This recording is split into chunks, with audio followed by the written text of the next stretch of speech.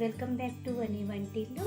ఈరోజు మనం పెసరపప్పుతో ఇలా తయారు చేసుకుంటే ఇది idli, dosa, chapati, puri all in one లాగా అన్నిటిలో కూడా తినడానికి ఎంతో టేస్టీగా అనిపిస్తుంది. దీన్ని కుంభకోణం కదప్ప అని కూడా అంటారు.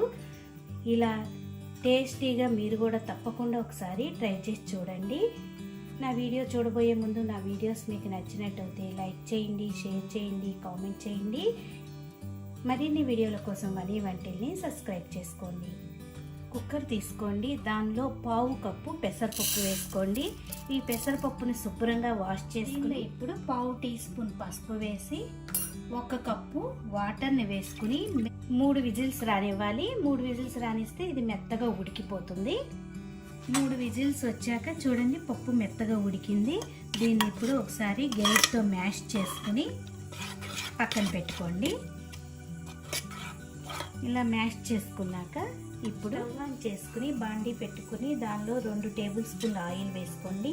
ఆయిల్ వేడయ్యాక కొద్దిగా చెక్క, 2-3 లవంగాలు, 1 బిర్యానీ ఆకు వేసుకోవాలి. పావు టీ స్పూన్ ఆవాలు, పావు టీ స్పూన్ జీలకర్ర వేసి వేగనివ్వాలి. జీలకర్ర ఆవాలు వేగాక పైన చీలికలుగా కట్ చేసి వేసుకోండి. దీనిలోనే కొద్దిగా కరివేపాకు వేసుకుందాం. మీరు తినే కారాన్ని బట్టి పచ్చిమిరపకాయలు వేసుకోవాలి. నేను ఇట్లా 1 పచ్చిమిరపకాయని చీలికలుగా కోసి వేసుకున్నాను. ఇప్పుడు ఈ ఉల్లిపాయని కొద్దిగా వేగనివ్వాలి. ఉల్లిపాయ కొద్దిగా వేగాక 1 టీ స్పూన్ అల్లం వెల్లుల్లి పేస్ట్ వేసుకోండి. అల్లం వెల్లుల్లి పేస్ట్ కొద్దిగా వేగాక దీనిలో 1 మీడియం సైజ్ టమాటాని ముక్కలుగా కోసి వేసుకోవాలి.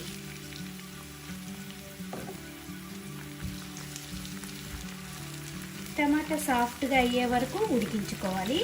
టమాటా ఉడుకుతున్నప్పుడు పావు టీ స్పూన్ పసుపు వేసుకోండి. ఉడుకుతున్నప్పుడు రుచికి తగినంత ఉప్పుని వేసుకుందాం. టమాటా ఇలా కొంచెం మెత్తగా ఉడికాక 2 బంగాళదుంపల్ని ఉడికించుకుని ఇలా మ్యాష్ చేసి వేసుకోండి.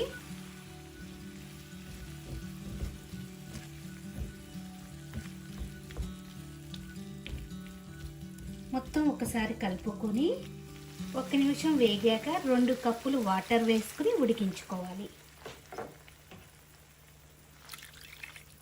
ఇలా ఉడుకుతున్నప్పుడు దీనిలోకి మసాలా పేస్ట్ రెడీ చేసుకుందాం. ఇప్పుడు చిన్న మిక్సీ జార్ తీసుకోండి. దానిలో 4 టేబుల్ స్పూన్లు పచ్చి కొబ్బరి. మనం దీనిలో కారం ఏమీ వాడము, ఈ పచ్చిమిరపకాయల కారమే వాడతాం కాబట్టి మీరు తినే కారాన్ని బట్టి పచ్చిమిరపకాయలు వేసుకోండి. నేను ఇట్లా 2-3 పచ్చిమిరపకాయలు వేస్తున్నాను. 1 టేబుల్ స్పూన్ పుట్నాలు. ఇప్పుడు వీటిని కొద్దిగా వాటర్ వేసి మెత్తగా పేస్ట్ చేసుకోవాలి. ఇలా మెత్తగా గ్రైండ్ చేసుకున్నాక ఇప్పుడు దీన్ని ఉడుకుతున్న కూరలో వేసుకోవాలి. పేస్ట్ వేసుకున్నాక దీనిలో ఉడికించుకున్న పప్పును వేసుకోవాలి.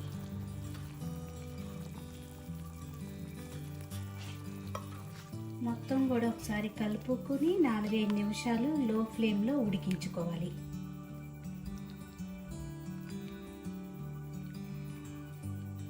నిమిషాలు ఉడికాక చూడండి చిక్కగా అయ్యింది. మీకు కావాల్సిన చిక్కదనాన్ని బట్టి వాటర్ అనేది పోసుకోవాలి. ఇలా ఉంటే సరిపోతుంది. ఇప్పుడు దీనిలో సన్నగా తరిగిన కొత్తిమీర వేసి ఇంకొక నిమిషం ఉడకనిద్దాం. కూర ఉడికిపోయింది. ఇది ఇప్పుడు rice, chapati, dosa, idli all in one లాగా చాలా బాగుంటుంది. మీరు కూడా తప్పకుండా ఒకసారి ఇలా ట్రై చేసి చూడండి. ఈ వీడియో నచ్చితే కనుక లైక్ చేయండి, షేర్ చేయండి, కామెంట్ చేయండి. మరిన్ని వీడియోల కోసం వని వంటిల్ని సబ్స్క్రైబ్ చేసుకోండి. Thank you for watching.